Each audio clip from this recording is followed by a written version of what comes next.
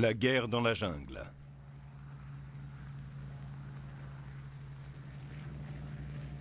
La Birmanie. Terre de montagne. Terre des deux rivières. La Chinwin et l'Irrawaddy. Terre de la jungle.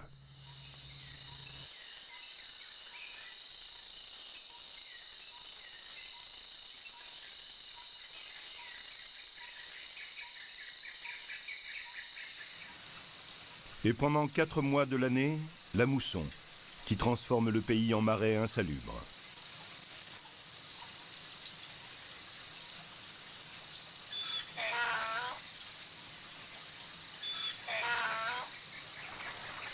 La guerre dans la jungle a été un combat contre la jungle.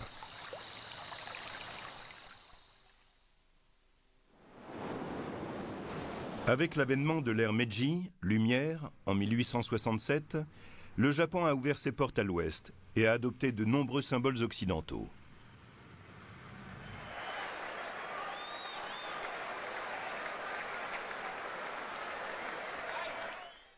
« 1926 voit l'arrivée au pouvoir de l'empereur Hirohito.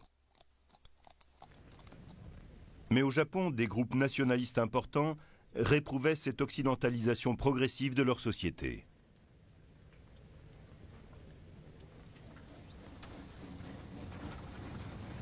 Au cours des années 30, l'économie industrielle japonaise était coincée entre une population en croissance rapide et un manque de matières premières.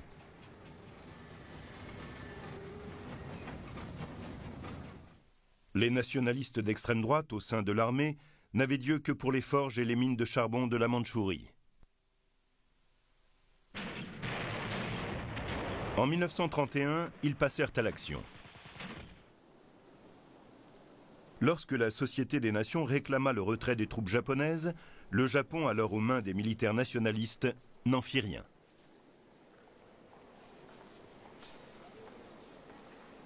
L'armée avançait au cœur de la Chine du Nord.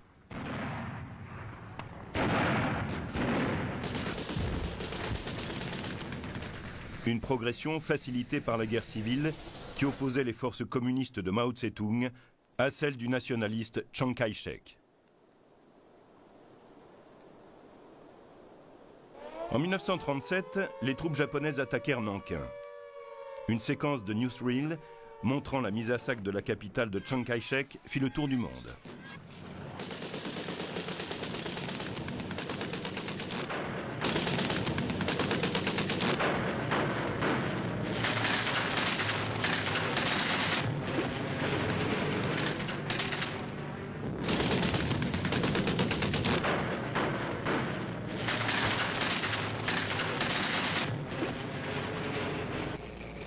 Même les nazis furent choqués d'apprendre le massacre de 200 000 Chinois.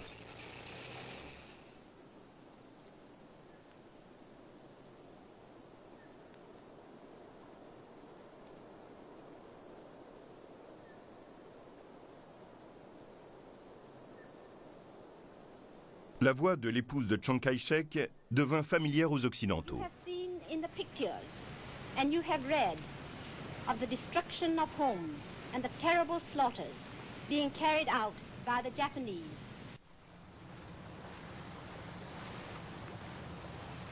Le même mois, la canonnière américaine Panay fut coulée sur la rivière Yangtze. En dépit des excuses du gouvernement japonais, les Américains étaient désormais sur leur garde.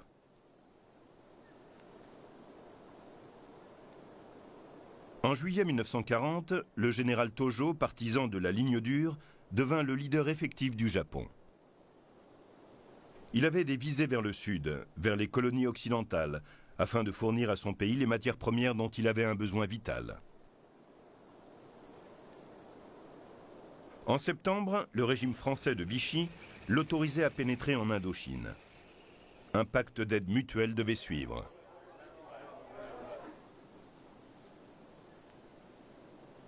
Roosevelt décida de sanctions.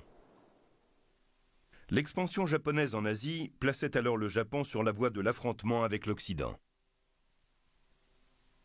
Les lignes d'approvisionnement ayant été coupées en juillet 1941, la nécessité d'une plus grande expansion devenait inévitable. Mais les Anglais surveillaient aussi l'Asie du Sud-Est depuis Singapour.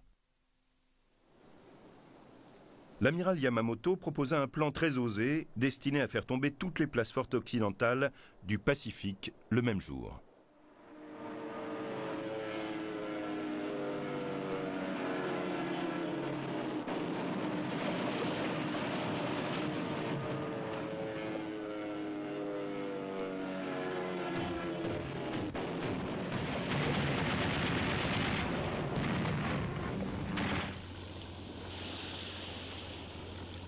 Au moment même du bombardement sur Pearl Harbor, à quelques 10 000 km de là, les troupes japonaises avançaient en Malaisie.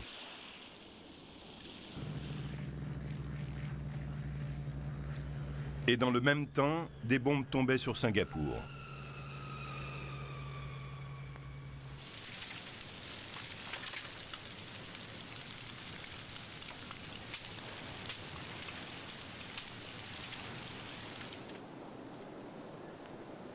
La réponse anglaise fut cependant discrète.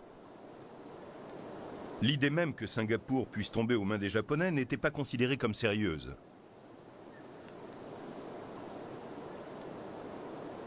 La ville s'est contentée de nettoyer les décombres et d'enfermer ses citoyens japonais.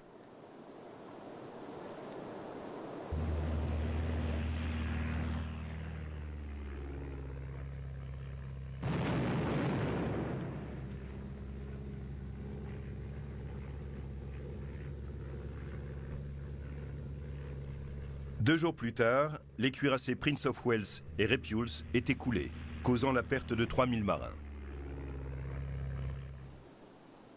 Le général Wavell, chef en Asie orientale, visita Singapour, maintenant en danger d'une attaque depuis la Malaisie, mais une percée à travers la jungle n'était pas considérée comme possible. Et pourtant, le lieutenant-général Tomoyuki Yamashita avançait déjà depuis le nord.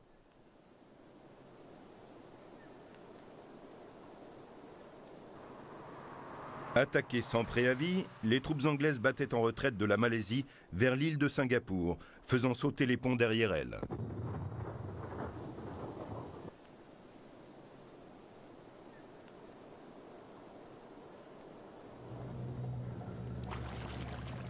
Imperturbables, les Japonais traversèrent le détroit de nuit et effectuèrent une poussée vers Singapour. Beaucoup moins nombreux que les Anglais et ne disposant plus que de quelques heures de munitions, Yamashita ordonna à ses hommes de tirer sans s'arrêter. Le bluff fonctionna et le commandeur Percival à Singapour donna l'ordre de rendre les armes.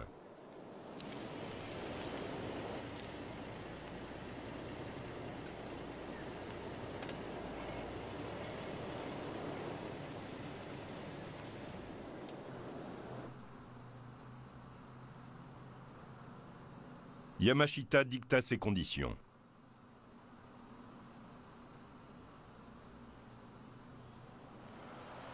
La chute de Percival laissait 100 000 soldats prisonniers de guerre des Japonais.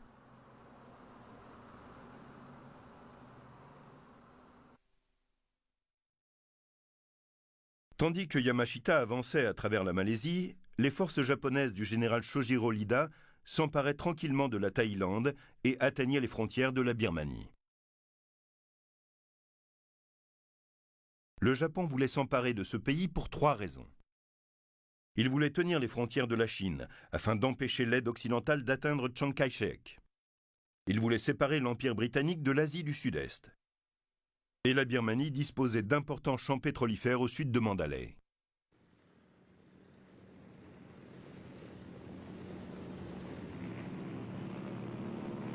En prélude à l'invasion, des raids de bombardement visèrent la capitale birmane, Rangoon.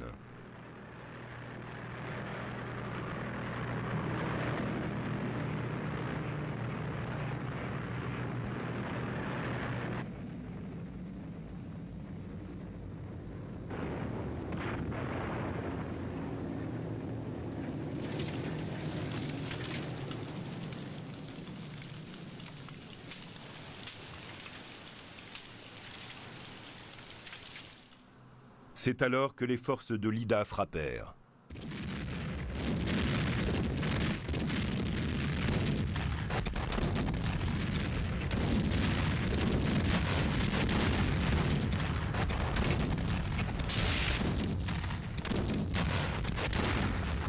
Le 20 janvier 1942, les troupes japonaises traversèrent la frontière à travers la rivière Sitang. Les Britanniques ne purent se défendre. Suspectant des visées de la Chine sur la Birmanie, Wavell avait refusé une offre de Chiang Kai-shek d'envoyer ses propres troupes en renfort. Hutton, responsable de la Birmanie, fut forcé de battre en retraite avec la population civile et abandonna Rangoon. Lorsque les Japonais entrèrent dans Rangoon, la ville avait été désertée.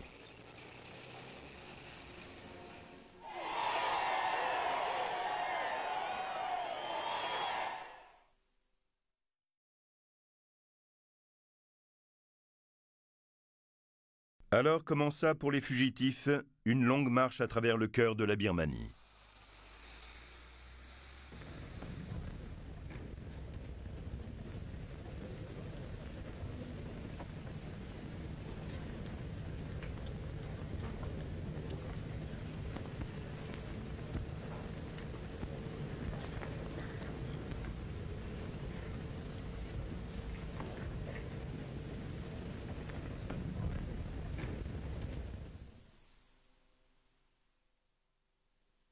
Wavell chargea le lieutenant-général William Slim, un vétéran de Gallipoli, de l'itinéraire quotidien des troupes de l'Empire britannique.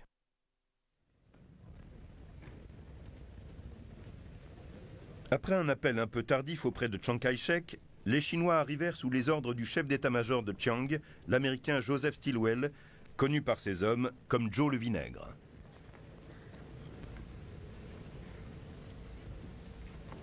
Slim et Stilwell s'étaient organisés séparément à 300 km au nord de Rangoon. Mais l'Iida lança alors une triple attaque pour chasser les alliés de Birmanie.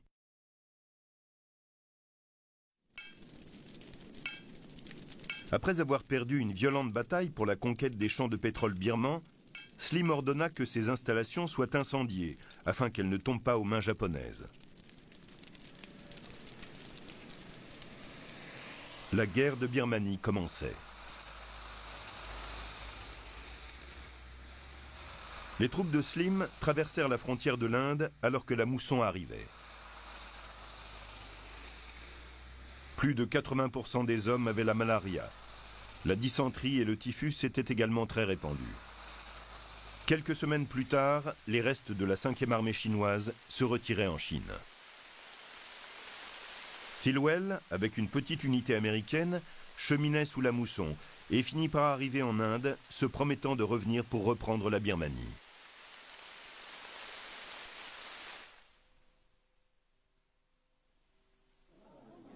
Vers la fin de 1942, Churchill mit la pression sur Wavell pour qu'il reprenne le combat. Wavell planchait sur une opération pour s'emparer de la base aérienne de l'île d'Akyab, au large de la côte de l'Arakan, par une force navale, tandis qu'une force terrestre servirait de leurre. Mais cette force navale ne vit jamais le jour. Their Excellencies the Viceroy and Marchioness of Linlithgow greet Sir Stafford Cripps on his arrival at New Delhi for consultations with leaders of Indian political parties. First to confer with him is Maulana Abul Azad, the President of the Congress. Mr. Jinnah, leader of the Muslim League, arrived in smiling mood. Sir Stafford's task has been described as the most delicate mission in the history of the British Commonwealth.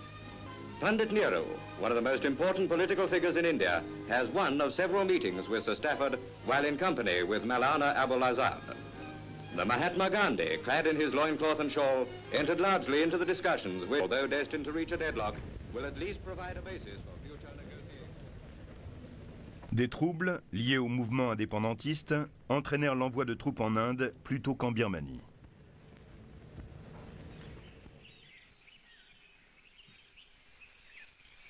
La 6e brigade d'infanterie, abandonnée à elle-même, remplit la mission.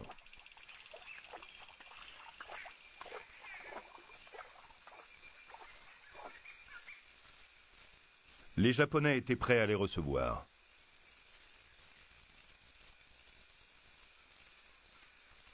Tapis dans leur position, ils attendaient que les Anglais tentent de traverser leur ligne.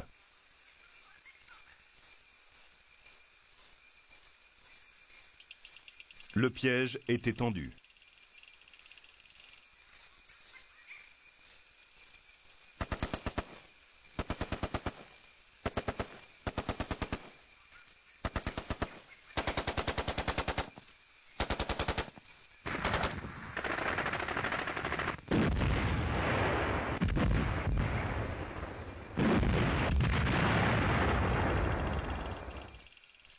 On décomptait pour chaque soldat blessé 120 malades.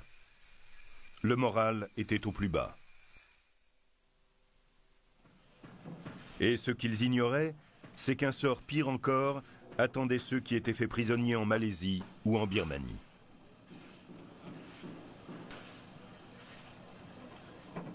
Afin d'approvisionner leurs troupes en Birmanie, les Japonais avaient lancé la construction d'une voie de chemin de fer, construite à une vitesse démentielle à travers la Thaïlande et la Birmanie du Sud. 60 000 prisonniers de guerre et un contingent de 250 000 travailleurs forcés asiatiques ont construit la voie et les ponts à travers la jungle, utilisant de simples outils à main. Ils travaillaient 18 heures d'affilée et passèrent rapidement à 30. Les quotas étaient augmentés quotidiennement. Alors que la mousson arrivait, le choléra se répandit au sein de la main-d'œuvre, mais la maladie fut ignorée. La voie avait coûté 130 000 vies.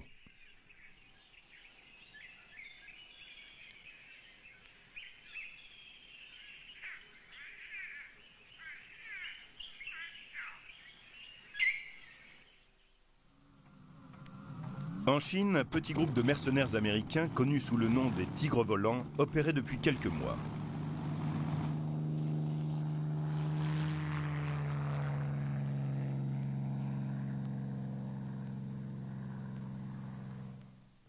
Sous le commandement de l'ex-colonel Claire Lee Chennault, ils affrontaient avec succès les escadrilles japonaises.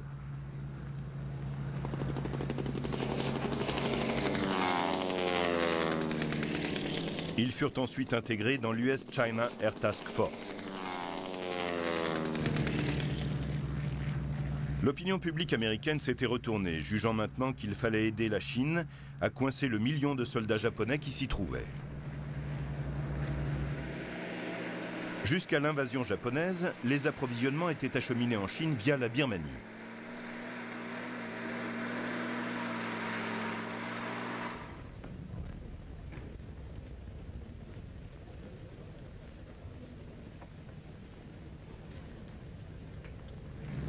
Maintenant, les Américains devaient le faire en survolant les montagnes. Une opération très dangereuse, surnommée « Flying the Hump », survoler la bosse.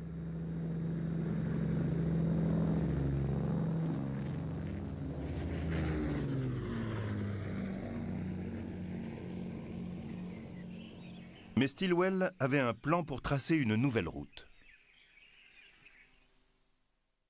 En employant des troupes chinoises entraînées en Inde, il voulait effectuer une percée vers le nord de la Birmanie en ouvrant la route à partir de l'Edo pour rejoindre la route birmane de l'autre côté de la frontière chinoise. En décembre 1942, les troupes chinoises commencèrent à avancer à partir de l'Edo.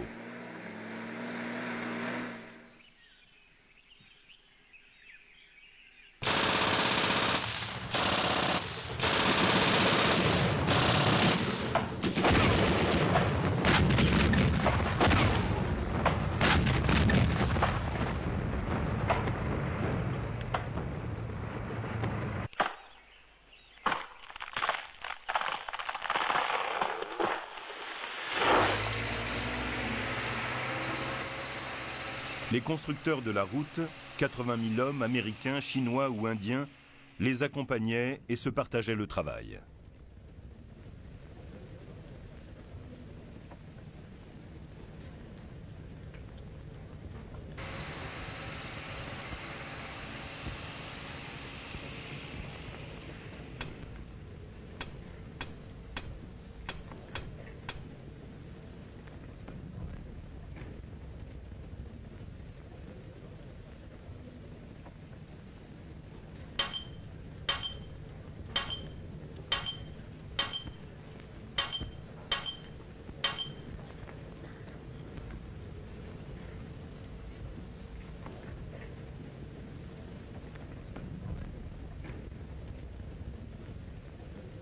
Pendant un temps, ils progressèrent à un bon rythme. L'arrivée de Wingate fut un événement décisif. Wavell avait déjà employé Wingate en Éthiopie, où il avait mené la guérilla directement à l'intérieur des lignes italiennes.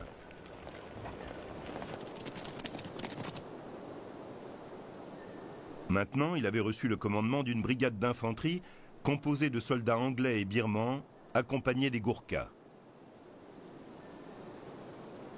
Ils s'appelaient eux-mêmes les Shindites, d'après un mot birman signifiant « lion ». En février 1943, Wingate envoya les Shindites pénétrer sans ordre précis dans les lignes japonaises pour attaquer des postes avancés et couper les lignes de communication.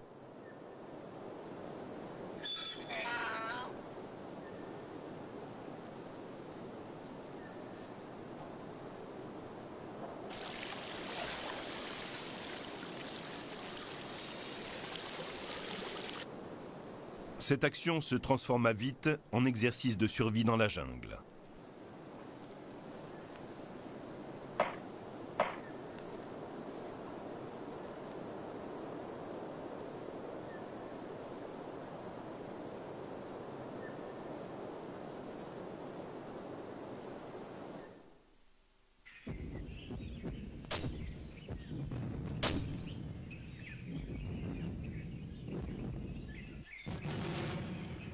Les Shindites n'infligèrent que peu de dégâts aux forces japonaises. Au mois d'avril, Wingate leur ordonna donc de rentrer.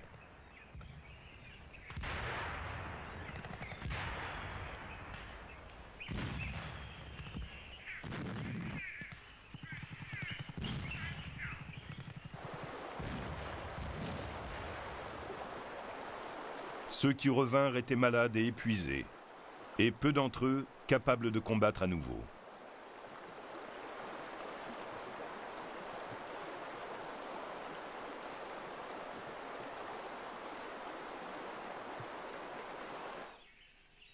Des 3000 hommes du départ, 2000 seulement étaient revenus.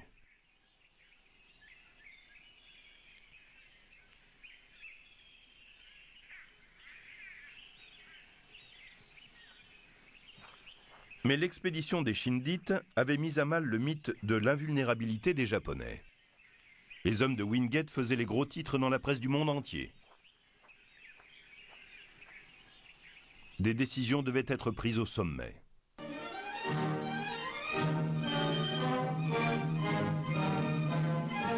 Quebec, Canada, scene of the 6th historic meeting between President Roosevelt and Prime Minister Churchill. With them, the Dominion Premier and highest-ranking British and American staff officers. Significant is the arrival of China's Foreign Secretary, Dr. T.V. Soong, who comes to the conference table representing Generalissimo Chiang Kai-shek. Even as Britain's Prime Minister and President Roosevelt warn the Axis to surrender now, the High Command announces new offensives on all fronts. Names Lord Louis Mountbatten at left, Supreme Allied Commander in Southeast Asia. Well, now we've decided that the 14th Army is going to push... Mountbatten étant en charge du sud-est asiatique, Slim reçut la 14e armée remodelée et de nouvelles consignes de coopération avec les Américains. Les Anglais avaient compris que le projet de la route de l'Edo n'était pas primordial dans la campagne de Birmanie. Ils planifiaient maintenant d'assister Stilwell dans une offensive combinée. Dès le début, les unités japonaises avaient compliqué la construction de la route l'Edo. C'est alors en février 1944 que Stilwell revint avec 3000 vétérans de la guerre du Pacifique sous les ordres du brigadier Frank Merrill.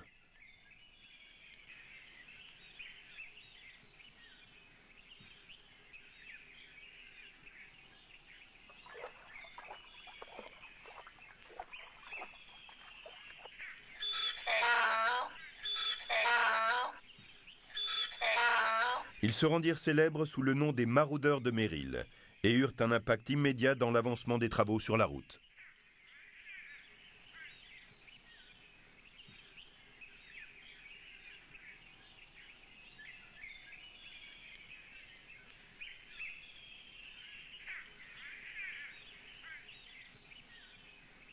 Tandis que Stilwell et les maraudeurs fonçaient vers Myitkyina, une seconde et plus importante troupe de Chindit fut parachutée afin de créer des bases solides d'où ils pourraient contrôler la voie ferrée Myitkyina-Mandalay.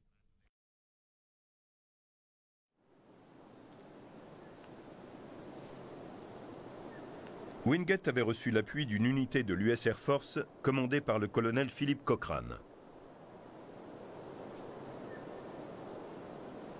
Cochrane voulait acheminer les Chindit par les airs, silencieusement avec des planeurs, et les ravitailler par des largages aériens.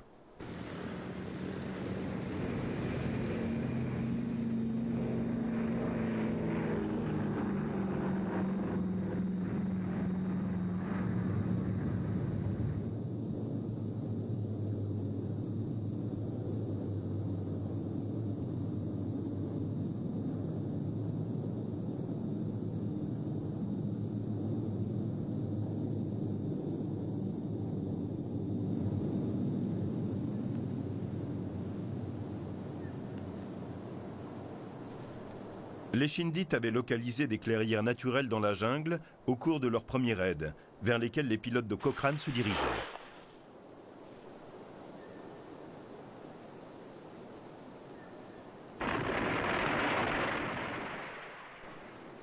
Un peu moins de la moitié des planeurs y parvinrent.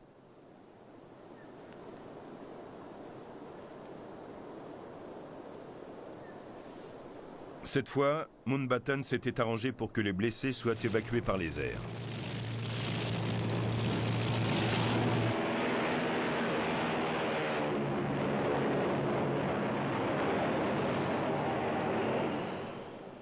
Mais alors que les Chindit établissaient leur base dans la jungle, les Japonais lancèrent une attaque qui aboutit à la bataille décisive de la guerre en Birmanie. Un mois plus tard, l'opération japonaise Ago, près d'Arakan, avait été repoussée, entraînant la réorganisation de la 14e armée. Mais Ago avait été conçu pour pousser les troupes britanniques vers le nord, en préparation de l'opération Ugo, dont l'objectif était les villes de la frontière indienne, Impal et Kohima. En dépit de l'échec de l'opération sur Arakan, les hommes du lieutenant-général Renya Mutaguchi avancèrent sur Impal.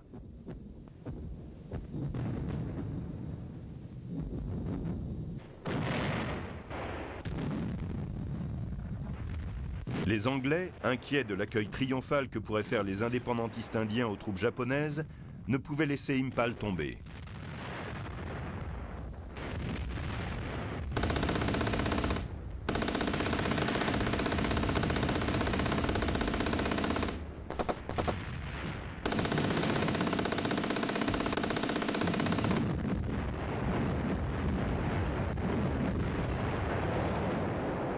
Les Japonais, avec seulement un mois d'approvisionnement, devaient prendre cette ville.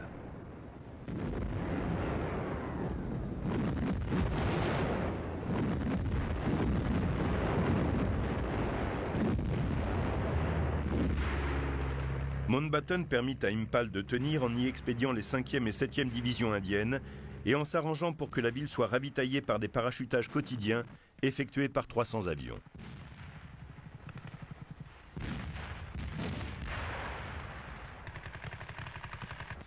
Mais dans un mouvement que Slim n'avait pas prévu, la 31e division japonaise se dirigea vers Kohima, faiblement défendue.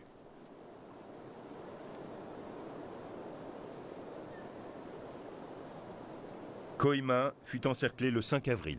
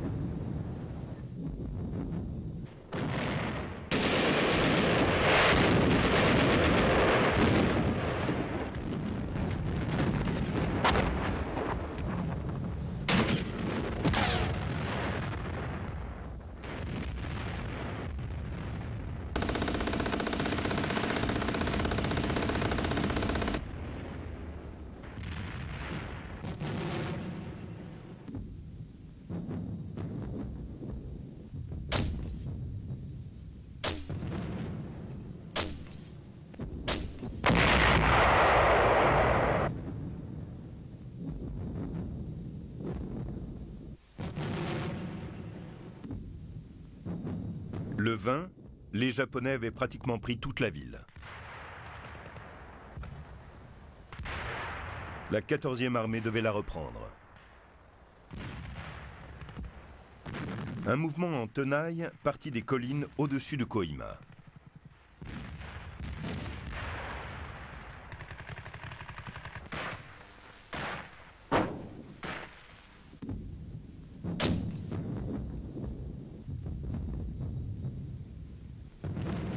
Mais les Japonais s'y étaient enterrés.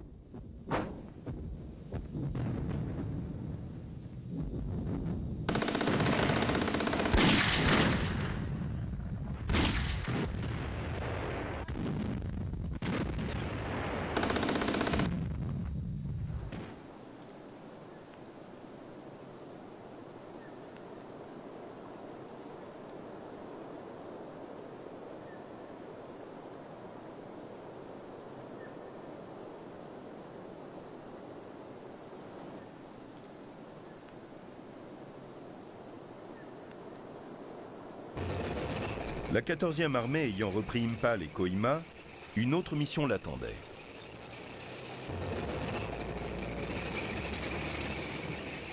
Durant cet épisode, les Shindites avaient réussi à contenir les mouvements japonais sur la ligne de chemin de fer Michina-Mandalay.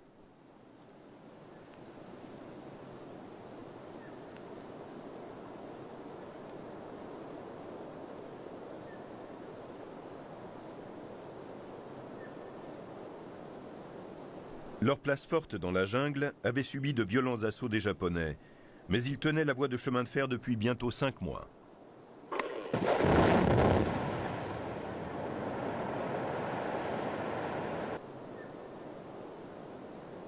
Les Shindites étaient épuisés, et de plus ils avaient perdu Wingate dans un accident d'avion en mars.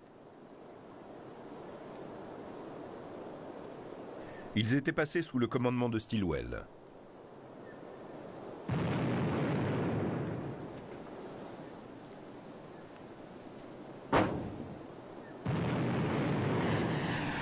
Stilwell avait poussé les maraudeurs à s'emparer de l'aérodrome de Michina avant l'arrivée de la mousson en mai. Il conduisait maintenant les Shindites et les maraudeurs vers les troupes chinoises dans le Yunnan en vue d'attaquer directement Michina. Mais ces hommes avaient besoin de repos. Ils furent repoussés et la ville dut alors être assiégée.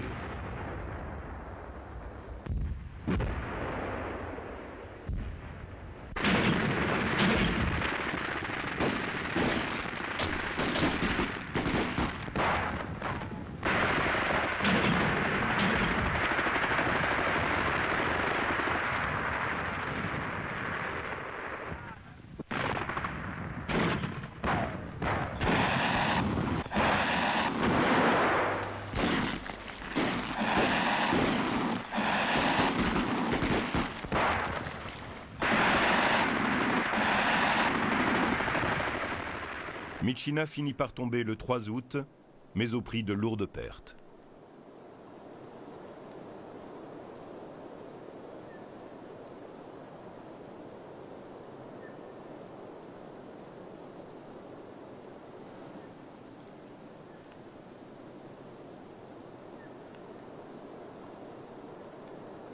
Stilwell fut critiqué pour avoir poussé trop durement ses hommes, mais aussi pour avoir utilisé les Shindites trop légèrement armés comme des troupes d'assaut.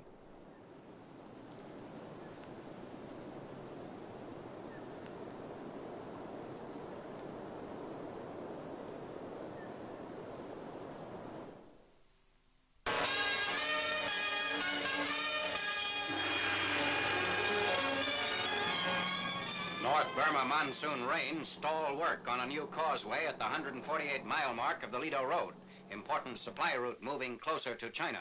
Engineers, confronted with a low stretch of terrain, which was constantly being washed out, decided on a 2-mile board road elevated on piling. The piles are driven in widths of 3, raising the road at this point 9 feet above the lowest spot on the old roadbed. The American engineers cap the piling and lay the flooring for the wooden stretch of the Lido Road. Southeast of the road, at the site of a demolished bridge, Chinese labor builds a suspension bridge across the Salween River. It's part of the campaign to reopen the Burma Road and effect a junction of Chinese troops on the Yunnan front with General Stilwell's forces in North Burma. Members of the Burma Road engineers give technical advice to the native construction company. Laborers cross the temporary span as work progresses on new towers and cables for the Huitong Bridge. The cable is pulled over the tower by block and tackle. Cable anchors are embedded in hillside caves.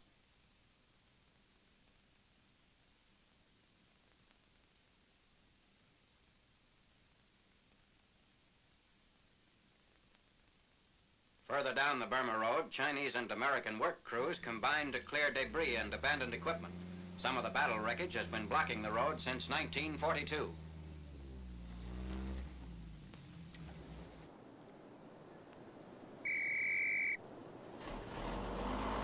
En janvier 1945, la route Ledo était prête à recevoir les premiers convois. 2 ans avaient été nécessaires pour construire cette route, ce qui était un exploit d'ingénierie. Après de nombreuses disputes, Chiang Kai-shek se dispensa des services de Stilwell. Mais en reconnaissance du travail effectué, il renomma la route de Ledo « route de Stilwell ». En dépit de leur collaboration active, les Anglais pensaient toujours que cette route était une extravagance. À cause d'elle, toute la campagne birmane avait reposé sur les épaules de la seule 14e armée.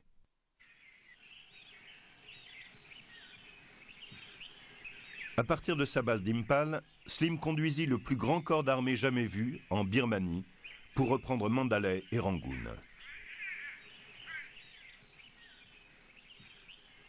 L'armée de Slim était mieux adaptée et mieux préparée à la guerre dans la jungle. L'emploi de médicaments comme la mépacrine par les nouvelles unités médicales permit de maintenir le taux de malaria sous les 15%.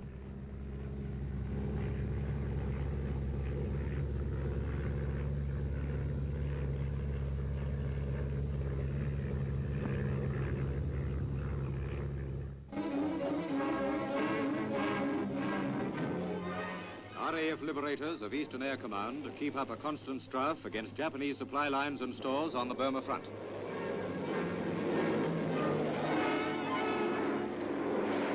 On the air road to Mandalay, new kinds of flying fishes play.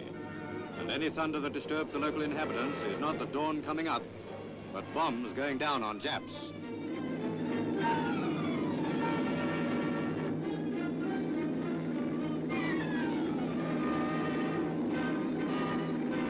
Restaurant car, but an air gunner needs a snack before action. This attack is heading for the Pinmana Railway Yards, Jap Clearing Center on the Rangoon-Mandalay Railway.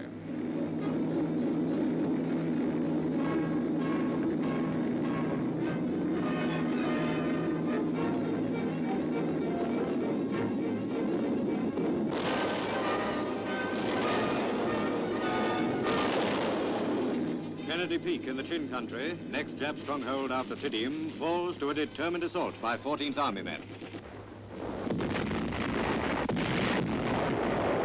Tandis que l'armée avançait vers la rivière Chinwin, elle était ravitaillée par air.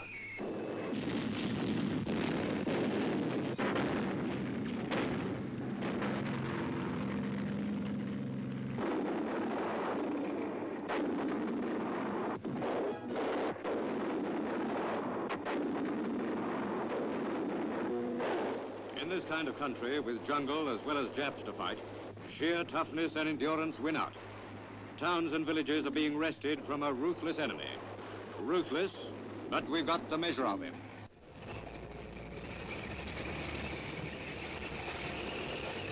En novembre 1944, l'armée de Slim arrivait sur ses rives.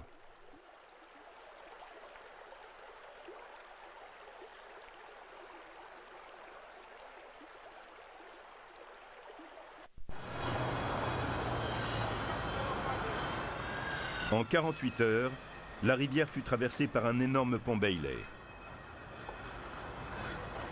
Ce fut un nouvel exploit technique de la guerre en Birmanie.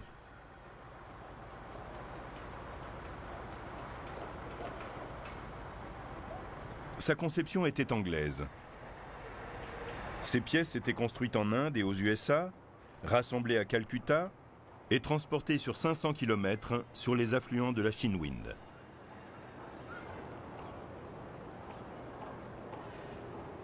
Sur ces images, les sections sont en train d'assembler et de faire flotter les pièces du pont sur la Chinwind qui seront finalement montées par les sapeurs bengalis. Avec ses 300 mètres, il était le plus long pont Bailey jamais construit.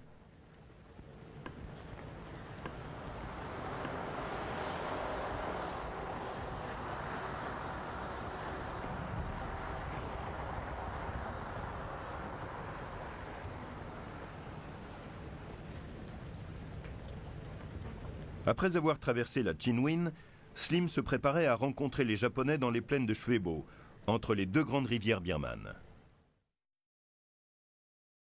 Mais les Japonais s'étaient retirés vers Mandalay après avoir traversé l'Irrawaddy. Slim joua alors un coup de poker. Il établit de fausses têtes de pont de l'autre côté de Mandalay, obligeant les Japonais à rester dans la ville alors que lui préparait la vraie traversée plus en aval. Mais Slim devait faire face à un problème important. Comment traverser une rivière de 3 km de large? Well, we've got a river, we've got a lot of trees, but we haven't got any boats. What can your engineers do about that, Billy? We have the elephants, already extracting timber for bridging. We have forestry companies who can do the sawing for the boats, and we have the workshops who can put them together. I think we ought to be able to build up to 10, 12-ton boats a day. Well, that's a good deal. That'll help us a lot. Well, gentlemen, it's not the first time I've asked you to do the impossible, and what we've got to do is to remember the 14th Army motto.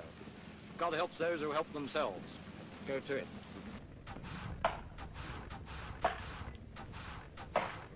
Un projet pour une construction encore plus spectaculaire que sur la rivière Chinwin fut mis en place.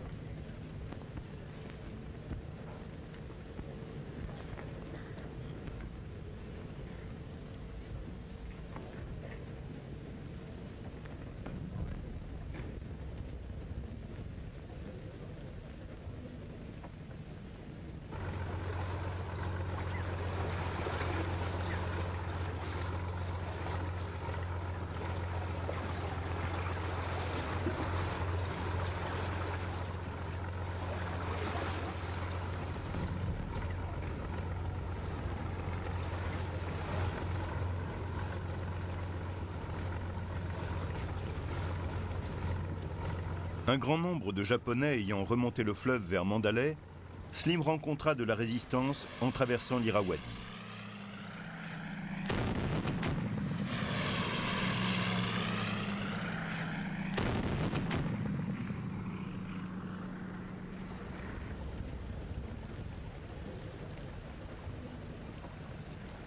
Une fois la traversée effectuée, le premier objectif était de s'emparer du centre de communication de Metkila, sur la ligne ferroviaire Mandalay-Rangoon.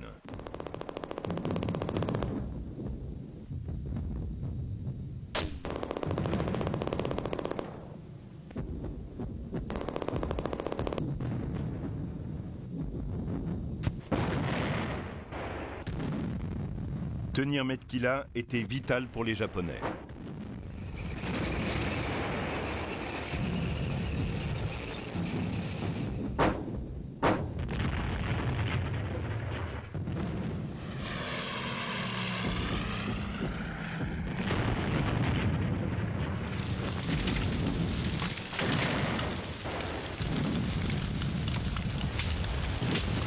Et ils tinrent la ville jusqu'au dernier homme.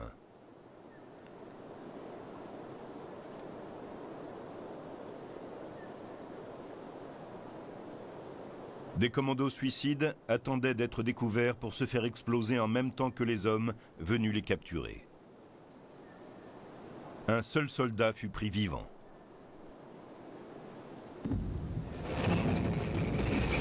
Metkila tomba le 3 mars 1945.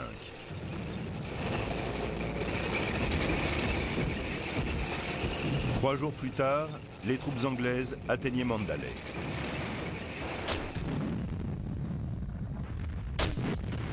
La colline de Mandalay, sacrée pour les bouddhistes, fut bombardée.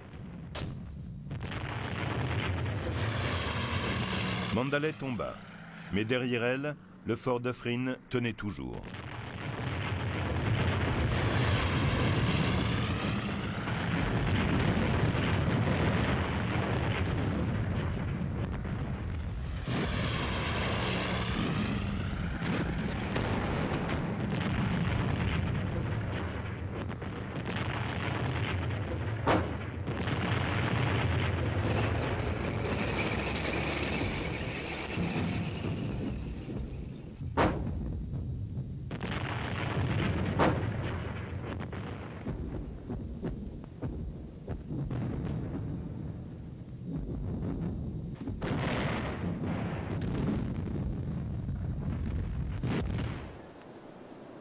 Il tomba à son tour le 21.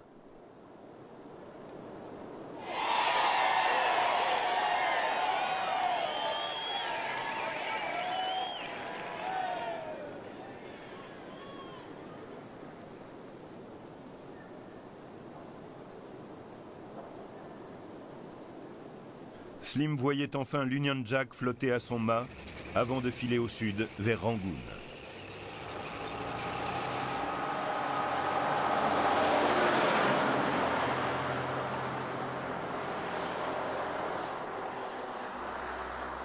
Maintenant, il devait suivre un plan baptisé Opération Dracula. La première étape consistait en une seconde tentative de pénétration dans l'Arakan et d'isolement des îles d'Aqiyab et Ramri. Ce qui fut fait dès janvier.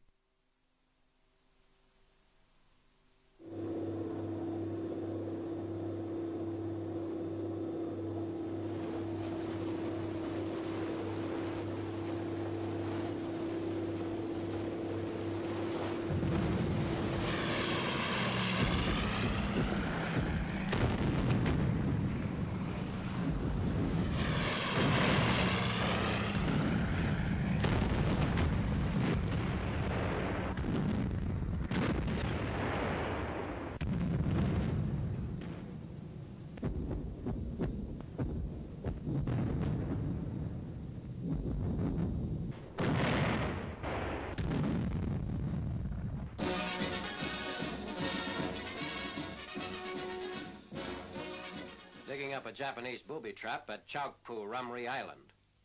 The device consists of two bombs placed together at right angles. The first bomb removed is a Japanese bomb. The second is a British 20-pound pre-war bomb with a detonator on the nose. The trap was discovered by a Burmese. The wire attached to the pull pin could be set off by a person tripping over it or by a pull from a Jap hiding in a nearby bunker.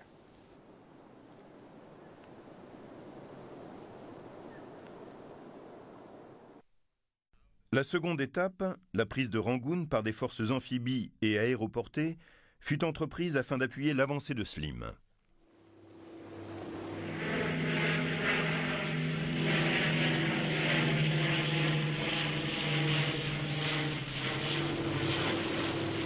Pourtant, rien ne justifiait cette démonstration de force.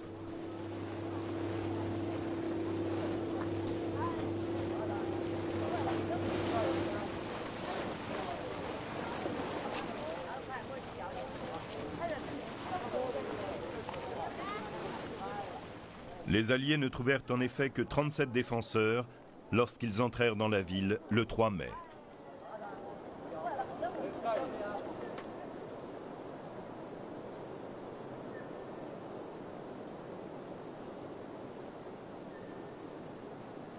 Ce qu'ils trouvèrent en avançant, ce furent des prisonniers de guerre, dont nombre d'entre eux avaient été forcés de travailler sur la ligne de chemin de fer birmane de sinistre mémoire.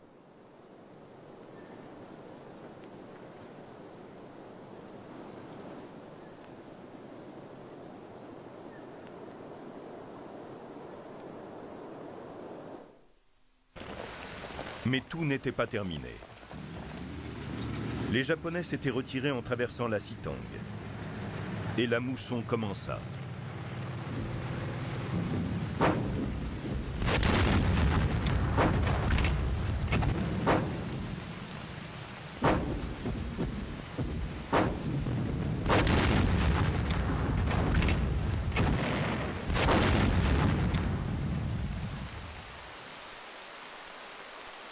Ce fut pour eux la descente en enfer dans la boue. Ils furent décimés autant par la malaria que par d'incessantes escarmouches menées par leurs poursuivants.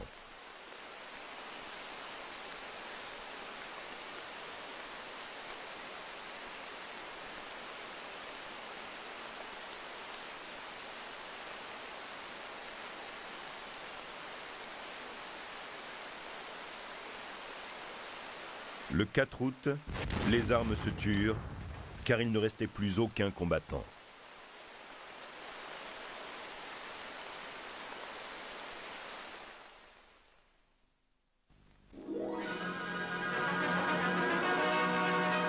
In London, Field Marshal Sir William Slim opened the Burma Club, which has been founded by the Burma Star Association. The Field Marshal, about to take office as Governor-General of Australia, was accompanied by Frank Owen, chairman of the club, when a presentation was made to him by General Hawthorne. And I would say, until we meet again. Thank you very much.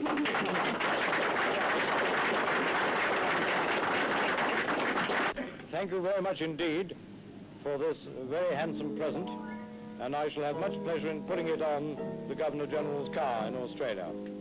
Miss Vera Lynn echoed everyone's good wishes with one of her popular wartime songs. To the folks that you know, tell them you won't be long. They'll be happy to know that as you saw us go, we were singing this song.